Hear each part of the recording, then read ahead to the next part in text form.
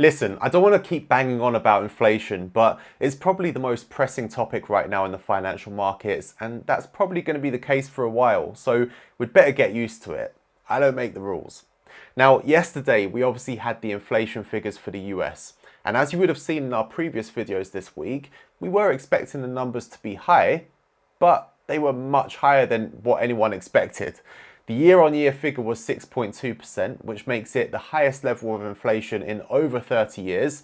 The last time inflation was this high, I was a very little person, and some of you watching probably weren't even born. Now, at the time the data was released, I was on a live stream trading session with our members, and I was shocked, but I could just imagine policymakers at the Federal Reserve and the US government seeing those same numbers roll in and just thinking, shit. Now, President Biden was making a public appearance yesterday to promote the benefits of his infrastructure bill. This is something the Democrats have been calling for, this sort of roadshow, to show the public how they're improving the economy for them, because polls have not been that good for Biden and his administration. The headlines haven't been too kind to him.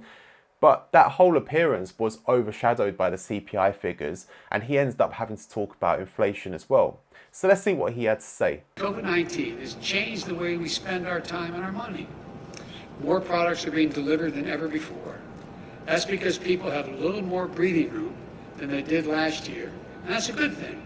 But it also means we got higher demand for goods at the same time we're facing disruptions in the supplies to make those goods.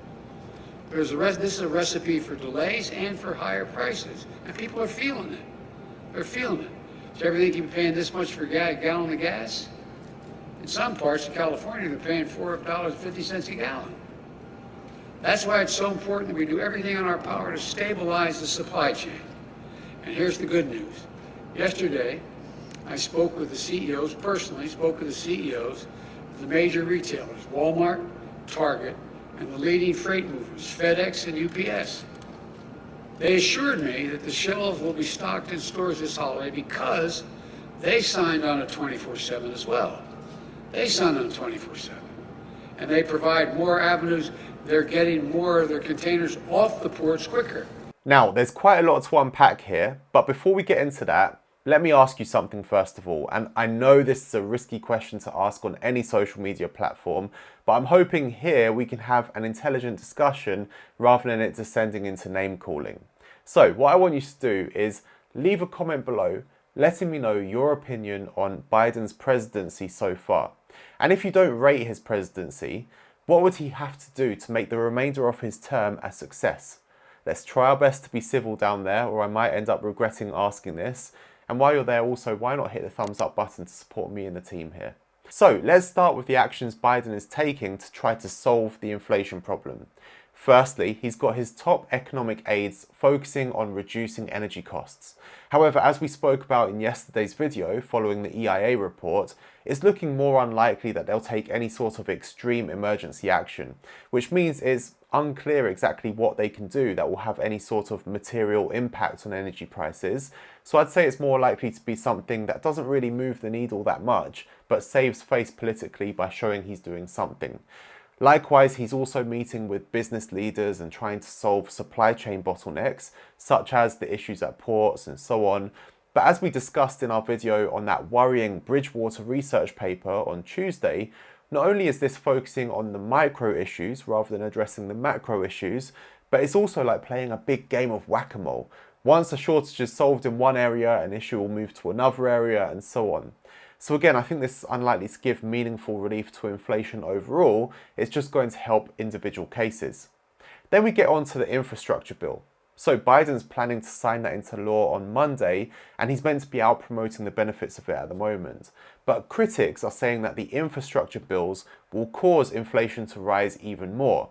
Biden has already been citing a letter from economists saying that his economic agenda would reduce inflation, but just like we spoke about in Tuesday's video, these might cause prices to drop in the long term, but they aren't going to be solving any of the short-term inflation issues and could even make things a little bit worse.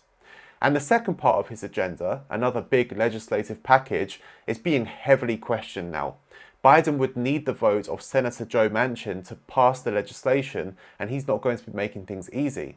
after the inflation numbers came out yesterday, he tweeted saying, "By all accounts, the threat posed by record inflation to the American people is not transitory and is instead getting worse. From the grocery store to the gas pump, Americans know the inflation tax is real, and DC can no longer ignore the economic pain Americans feel every day."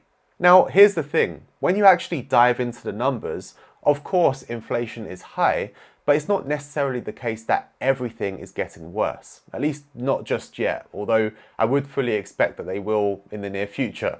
So right now, the inflation figures are terrible politically for the Biden administration, and it's bad for households, both from an emotional point of view due to the concern, the stress, the worry, and financially. But from an economic point of view, it may not actually be any more concerning now than it has been for the past few months. So while people are suggesting that the Federal Reserve are going to have to act with higher interest rates sooner, that might not actually be the case. It might not be the case that the situation is that different now to what they were looking at when they announced their tapering, but chose not to be in a rush with rates. Robert Armstrong breaks this down in his column today really well, and that column's always worth a read. I've recommended it before. So if we take out food and energy, which we know are volatile, core inflation is high, but only as high as it's been since June. It's more like July and August fooled everyone into thinking that inflation was declining when it actually wasn't. However, we can see that it isn't actually getting worse, it's just staying the same. On the other hand, one area that we could be concerned about is with the housing component of CPI. So here we can see a strong upward trend, and this backs up what a lot of economists have been concerned about and warning about right now, which is that we may be seeing another asset bubble there. Although there are strong arguments about whether that is the case or not, and we won't get into that right now because there's a lot to cover with that topic, but do leave a comment below if you're interested in us covering the housing market in another video. But the thing is, as Armstrong points out, houses are assets, not goods. So if we look at rent instead, it's increasing, but it's still below the level it was at before the pandemic. There is a problem, of course, which is that if house prices keep rising, rent will also go up soon as well. But it's unlikely that anything we're seeing is going to change Jerome Powell or the rest of the Federal Reserve's mind about inflation being transitory in the medium term. It's more likely that what we're seeing is still aligned with their view of the future path for inflation.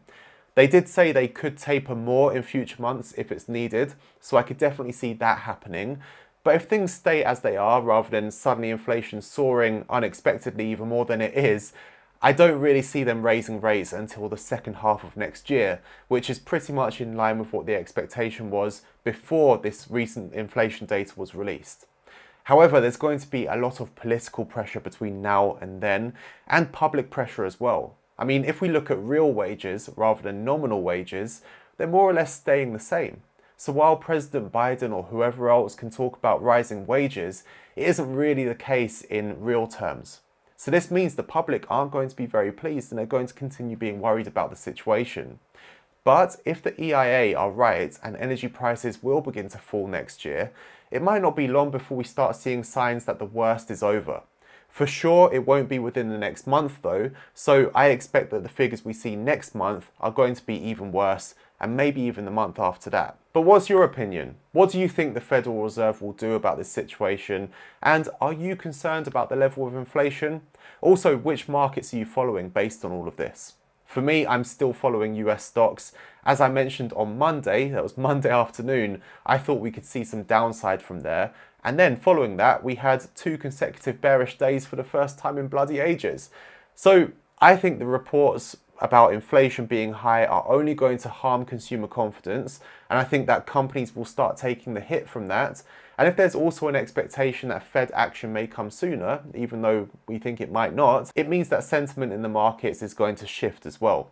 So overall, I see any upside from here with the major indices being relatively limited, and I'll be instead picking my moments to try and catch those bearish pullbacks. But let me know your thoughts down below in the comment section, and please do hit the thumbs up button if you found this informative or interesting, and I'll see you in the next one. Take care.